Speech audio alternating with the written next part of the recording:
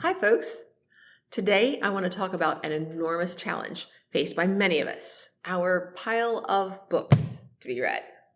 Commonly called the TBR or TBR list, it consists of books that we've decided we're going to read but haven't. Not yet. For many people, these are physical copies of books that we own, often looming in a stack on an end table beside our bed, or sometimes hiding on bookshelves, which kind of allows us to pretend that we've read them. Slight aside, as an English teacher, in addition to my books, I also have books for my students, which fall into two groups: independent choice reading and poetry anthologies. Now that our school has finally purchased Chromebooks for all of our students, I can have students explore poems online on websites like Poetry 180, the Library of Congress, and so many others. So the poetry anthologies might actually be going to the used bookstore in a few months or years.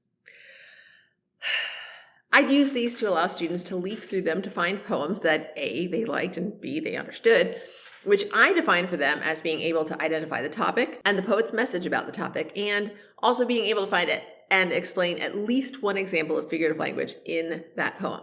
I also use it as practice in creating works cited entries, because if you wanted to claim a poem, you had to write up a correct works cited entry for it. This accomplished two things in addition to the works cited practice itself. First of all, since each student had to have a unique poem, that meant you had dibs on it. And second, it meant you'd be able to find that poem again. If all you did was write down the title of the poem, haha, good luck. I have probably 50 or 60 different poetry anthologies. On the other hand, I'd use these books for years. So when students say, I forgot to write it down, but it was in a blue book, I know they're probably talking about this one. But they might say, no, it was a lighter blue. That's this one. It's like the display I've seen at several libraries. I forget the title, but the cover was red. Because I love talking about books, and because this is my video, I'm going to tell you about a few of the poetry anthologies that I have in my collection. Our school's had the Chromebooks for just over a year now, so I'm not likely to give all these up just yet, just in case things change. And in a year or two, I would be kicking myself because I got rid of all of them. Now, I don't know why somebody would watch a video that talks about books if they don't want to listen to somebody talking about books. But if you want to skip the book talk, you can just slide over to the timestamp listed below, at which point this aside will be over and I'll be back to discussing the TBR. So, the blue book I was talking about first, Good Poems by Garrison Keillor. This is actually part of a series. And one of the things I like, these are all very accessible poems. Apparently there's a bookmark in there. Hope nobody was trying to find that. And they're organized kind of by topic. And they're, for the most part, they're very accessible. They're a little challenging for very reluctant or very resistant readers, people who don't have a lot of experience, especially with imaginative language. But none of them are super long. They're all relatively modern, and so not super obscure. There's also different examples of styles, and they're pretty understandable. This one is one that's popular with a lot of students. I feel a little jumpy around you. All of these are poems about, you know, that first little flutter of romance. And so for students who are 14, 15, 16 years old, it's a topic they can really relate to. And what I like about it is that it's not just about all the mushy parts of romance. It's also about the awkwardness of first love and some of the pain of being rejected or the uncertainty. And so all of those are things that students, even if they haven't had their first crush yet, can relate to, which is what makes this particular anthology so popular. This is actually from the Poetry 180 project. Billy Collins, one of our poet laureates, has selected these. And one of the reasons I enjoy not just Collins's work, but also his work to help put this project together, is that he seems very aware of how inaccessible poetry can be, how intimidating it can seem to people who don't have a lot of experience with it. Like you can see with the subhead there, extraordinary poems for every day. And so 180 also refers to the number of days in a typical school year. So the idea is that it's not a huge commitment. It's just one poem each day. And in the original program, teachers and students are encouraged not to spend a lot of time delving into what the meaning really is, but just to consider it, explore it, and then go on with the day. And then Poetry Speaks Who I Am. This one is specifically about the way that poetry allows us to express ourselves, which again, for adolescents going through the mid-teen years is kind of something they really relate to. They're starting to question the expectations that others have had of them and think about their own goals, what they want out of life. And sometimes that's not always the same as what other people want for them. And we talked about that just yesterday in class. Why do we have to watch this video about, goals and dreams? I said, well, here's what I think. And, that developing our own sense of what we want from our life is important. And you guys are getting to that stage now. And that means some tough conversations. So, we want to help you have those conversations in a healthy way. So, but also that means you have to be able to consider what your options are and the kind of person you are, the kind of person you want to be. And poetry can help us with that. It's not as bound by the constraints of language. It offers more freedom. We get to play with words more. And so a lot of these are more focused on spoken word, performative type poetry, not just poetry that's on the page. And this one actually includes, it's dating itself, it's got a CD of the poets performing their own work. So we do have the opportunity, theoretically, although I don't know if I have a CD player anymore, but I might have to look and see if I have the files because the laptops that we have now, they don't have CD players.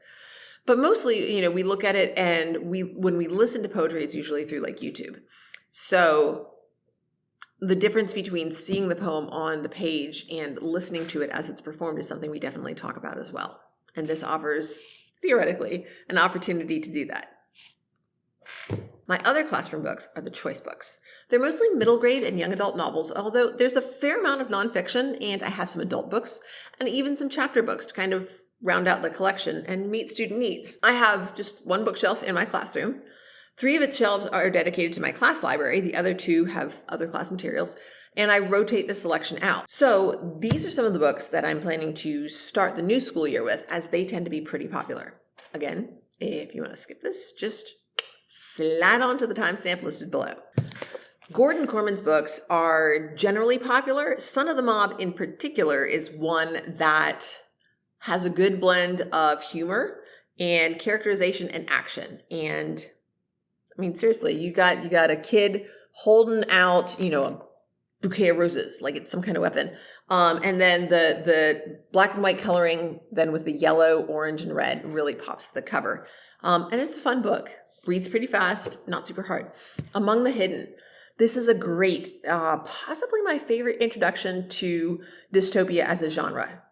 The idea here is that there is a population limit and the extra children become shadowed. Like if parents have more than the allotted number of children, the kids are taken away, or, they're not allowed, they're not supposed to exist. And so they become shadow children and they are hidden away and nobody can see them or know that they exist. This is a compilation of stories about heroes. Many of them are soldiers, but also civilians, firefighters, and people who are in extraordinary circumstances as well. One of the things that I like about anthologies, and I've got another one that I'll show you here in a little bit, is that if you get one of the stories and it just doesn't click, you just page past it and go to the next one. Maybe it'll be better. So especially when there's a collection that is on a topic that you're interested in, that kind of increases the chances that you will find something in there that you like. This is one that I like, Pinned. It's a great book for both female and male readers because The main character is female, but she's in an interesting situation. It's a sports book. She's on the wrestling team. She gets paired up with somebody who is a good reader, and she's having difficulty with her own academic achievements. Just as sometimes people who are into sports don't always spend a lot of time on their studies because they're spending their time on improving their athletics. So she gets paired up with somebody who does a lot more reading and is not as athletically inclined because he has a disability that makes that really difficult for him. And so they're kind of forced together in this, and they don't understand each other at first. There's a lot of internal as well as external conflict. And it doesn't really read like an issue book, although, obviously it is, but it's much more just about the characters and the situation that they're in, which makes it really interesting. Killer of Enemies by Joseph Bruchac. How can you not love this book? Just look at the cover. It's so action-oriented. It isn't exactly what I would think of typically as magical realism, but it does have shades of that. There's some paranormal slash modern fantasy tropes in it. And she is she's a hunter. She is a monster hunter. And so it's like Buffy the Vampire Slayer, if she was more on her own and more of a badass. Can I say that? I think I can say that. It doesn't have to be on my Patreon. I like this one a lot. This one is actually one of my own favorites. So I will say not every student likes this one. It hurts my heart a little bit if they're like, yeah, I just want to read something else in school. I'm like, okay. And then Every Man for Himself. I have another series of anthologies that are books aimed at boys. The Guys Write for Guys Reads set. And what I like about those is they are focused based on like genre. There's Guys Write for Guys Read action. There's Guys Write for Guys Read humor, things like that. This one is just about what it's like to be a guy. But I like this one in particular because I think the stories are better. This is one of the few anthologies that there were very few stories that I just was like, okay, not really interested in page past. Most of these stories were ones that I liked. Whereas with the Guys Write for Guys Read, it's about 50-50, which is usually my going rate for anthologies. When I find an anthology that has almost every story is one that I really like, I buy it, even though I really, really try hard not to buy books. I try really hard because of that. Anyway, so because this is America and we are all kinds of psychologically messed up, the TBR pile is often a source of mingled guilt, shame, and pride due to the fact that it represents procrastination and failure, but also aspiration. And it's really easy for a TBR to grow faster than you can chip away at it. After all, it takes far less time for a book to pique your interest than it does to actually read it. This is why outlasting your TBR is not an effective strategy. In a blog post linked down in the description, the lonesome reader says, I haven't had time to read half the books I've wanted to, and tries to reassure herself by saying, I know I'll have the rest of my life to read these books. Sweetie, no, that's not how it works. As your life goes on, what happens is that authors write more books, publishers print more books, and libraries and bookstores offer more books. And you, dear, sweet, receptive reader, you really imagine that you're what? You're going to ignore them? Turn them down? There are actually a lot of different methods for at least attempting to wrangle control of a profligate TBR. I've included one such listicle in the description. However, rather than giving you a similar list of my own, I'm instead going to walk you through a single strategy that has worked well for me, using the social cataloging website Goodreads to organize my lists of books that I'm interested in, and following up by choosing books through the website of my public libraries. This strategy works for me for several reasons. First of all, it gives me permission to let go of any limitations I used to have in finding books. Since Goodreads is completely online, my TBR doesn't actually take up any space on my physical shelves, which, as you might have noticed, don't have a lot of space. It also doesn't take up any space in my bank account. When you set up an account on Goodreads, there are 3 default shelves: currently reading, want to read, and read. You can add other shelves as well to help you organize your lists, and a book can be on multiple shelves as long as the shelves aren't locked as exclusive. A book can only be on one exclusive shelf, though it can still be on other non-exclusive shelves. The 3 starter shelves are all locked as exclusive, which, if you think about it, kind of makes sense. The want to read shelf implies that it's a book that you haven't read yet. And if you'd like a shelf for books you want to read again, well, you can make a to reread or read it again shelf and make that one non-exclusive so that your favorite books can be on that one and on your read shelf. Cataloging books on Goodreads has made it a lot easier for me to walk out of a bookstore without making any purchases. Remember also that it's a social cataloging site. Users can rate books from 1 to 5 stars and add reviews. So, as you can see, I have a fair number of books on my lists. I'm actually pretty comfortable with about a 2-to-1 ratio of books that caught my eye and books I've read and logged. But still, over 2,000 books on the want to read list is kind of a lot to wade through when I'm trying to decide what to read next.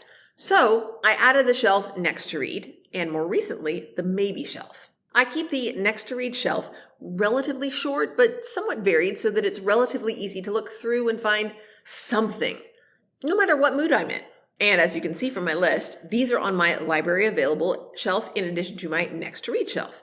That's because when I have some time and I want to do something that's a little tedious but not difficult, almost meditate-y, I go over to the larger to read list and spend some time cross-referencing it with library catalogs.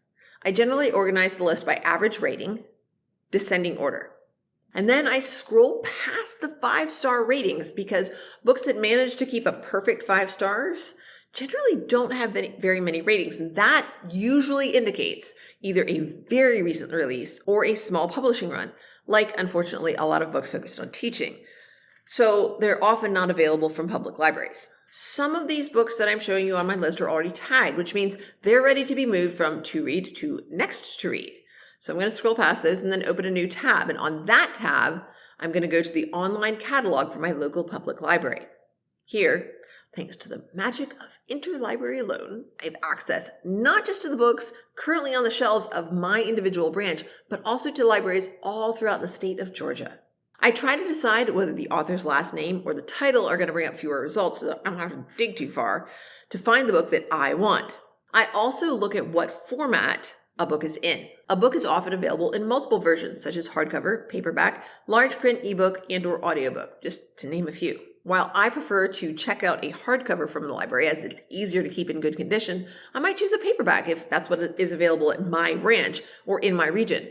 Or if there are a lot of copies in paperback, but just a few in hardcover. Those can affect how long it's going to take before a copy is available and how long it takes to get it to me. I do try to practice patience, but it isn't something that comes easily to me. And I figure I'll save what I've got for frustrations I can't avoid. I try not to have more than 6 books in circulation at a time. At the time I wrote this, I had 2 physical copies and 2 ebooks out, and 1 on hold.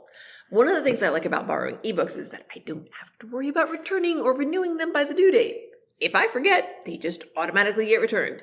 I don't know any fines. It's great. Using the online system to select books is super convenient. If I choose an ebook and it's available, I just download it immediately. If I request a physical copy, the library will email me when it's available. The online system also shows whether a copy has been located, or it's in transit, or it's available at the library. And then I can just go to my library and wave at whoever's at the circulation desk, and they go, "Oh, it's you. Are you here to pick up the book that's on hold for you?" That's another reason I like checking out books from the library rather than just downloading them. I like that regular connection with the library staff. Even though I'm actually an introvert, it's not a lengthy, involved interaction, just, "Hey, I remember you," and "Yay, books!" On the other hand, if you're going out of town, you might find that ebooks are the way to go. We went to Disney World this summer, and I lost my driver's license. Not a big deal. Put in a report, got an email when they found it, and I went and picked it up. Now, if it had been a library book, although in fairness, I think I'm more careful with library books than I am with my driver's license. If nothing else, they're larger, and when you drop them, they make significantly more noise. But they also have paper pages, and if they fall in a puddle or get rained on or somebody doesn't take care of them, it hurts them. Driver's licenses are made of plastic. Likewise, your phone is pretty small, easily portable. My libraries use an app called Libby, so I can check out several books through that platform, and they're all right here. If I'm going to be walking around all day, it's way easier than lugging books. Even if I only bring one book with me, it's still not something that fits as easily into a pocket or a bag as my phone does. Additionally, if I have more downtime than I expected, or I get really into the books and I just buzz through everything, using Libby means I can check out more books right away. I don't have to deal with the realization that I only have one library book left and feeling like I have to ration my reading time so that I don't run out of books. Perish the thought. When I'm down to 1 or 2 books that I'm currently reading, I look through my next to read list. I like to do this just as I start my last or next to last book so that I'll have some lead time before picking up the next set. I check to see which are available through Interlibrary Loan and which are available through the app. And I'll put 3 to 5 books on hold, maybe get 1 or 2 through the app. If I hear about a book that sounds interesting, it's easy enough to open up Goodreads either in a new tab on my computer or through the app on my phone. I can pull up the title on Goodreads and read the summary and other users' reviews to see if it's something I'd be interested in trying. If it piques my interest, I put it on my to-read list. If I'm not really sure, it goes on my maybe list. And if it doesn't sound like my sort of read, it goes on my not interested list. This way, if I search for that title again, Goodreads shows me that tag, so I know I've already looked it over. There have been a few times that a book has a really great title or a dynamic cover, but the subject matter or style just don't hit the right notes for me. Tagging that book the first time makes it easier on future me. One of the most important topics that I discuss with my students is that there is not enough time in a single life to accomplish all of the tasks that are pulling on us. This includes things we need to do, those we feel like we ought to do, as well as those we'd like to do, and all of them matter in different ways. Trying to cram everything in to the limited time we have is an impossible task that creates incredible amounts of stress and ultimately leads to despair and even self-loathing when we just can't do it all. A healthy strategy for dealing with this is understanding ourselves well enough to know what it is that we value most and making sure that our priorities are aligned with those values. Curating the list of books that we're interested in is one way of practicing this. In a way, it's an acknowledgement of our own mortality and humanity. There are limits to what we can accomplish. But when we're honest about that and we make thoughtful, effective choices within those limits, we can still accomplish great things. So, I would absolutely love it if you would leave a comment for me with some of your favorite books and why you like them so much. As many as you like. After all, my system for managing my TBR allows me to keep track of what I'm hoping to read without feeling guilt or stress. And now, if you'll excuse me, I've got some books to read. Bye for now, everybody. See you next time.